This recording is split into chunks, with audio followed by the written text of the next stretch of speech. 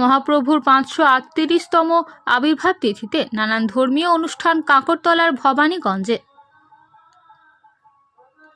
এদিন সোমবার বীরভূম জেলার কাঁকরতলা থানার ভবানীগঞ্জ নামহট্ট রাধা গোবিন্দ সোসাইটির তরফ থেকে মহাপ্রভুর 538তম আবির্ভাব তিথিতে মন্দিরের শ্রীমান সুবিগ্রহ দাস ও মন্দিরের ভক্তবৃন্দের আয়োজনে শ্রী শ্রী গৌরাঙ্গ মহাপ্রভুর আবির্ভাব তিথি ও দোল পূর্ণিমা উপলক্ষে বহু ভক্ত খোল করতাল সহকারে কাঁসর ঘণ্টা সহকারে দুবাহু তুলে তারক ব্রহ্ম নাম গাইতে গাইতে গ্রাম পরিক্রমা করা হলো। পরিক্রমায় ভবানীগঞ্জ গ্রামের আবাল বৃদ্ধ বনিতা অংশগ্রহণ করে। রাত্রে রয়েছে হাজার খানেক ভক্ত সেবার ব্যবস্থা। সারাদিন চলে হরিনাম সংকীর্তন। সকাল 10টায় যজ্ঞানুষ্ঠান, সন্ধ্যায় নগর কীর্তন, বৈকাল 5টায় মহাপ্রভুর মহা অভিষেক ও আরতি। আরতি শেষে প্রসাদ বিতরণ। আগামীকাল দুপুর হাজার হাজার ভক্তদের সুস্বাদু প্রসাদ বিতরণ। ভবানীগঞ্জ নামহট্ট রাধা গোবিন্দ সোসাইটির তরফ থেকে আমাদের 538তম গৌরাঙ্গ মহাপ্রভু আবির্ভাব তিথি উদযাপন করা হয়েছে।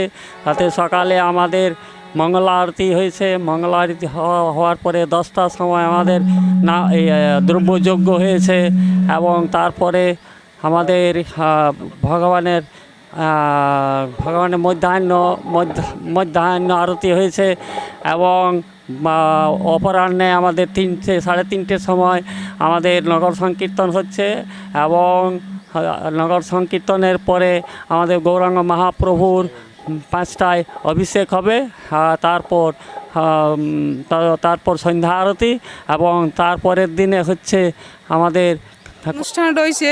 আমাদের সকালে ভোরে মঙ্গল আরতি 4:30টায়, তারপর আমাদের দর্শন আরতি, তারপর নাম কীর্তন, হরিনাম নাম কীর্তন, তারপর 10টার সময় যজ্ঞ অনুষ্ঠান এবং দুপুরে ভোগ আরতি।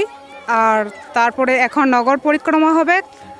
আর নগর পরিক্রমা হওয়ার পর আমাদের মন্দিরে অভিষেক হবে ভগবানের গৌড়ের।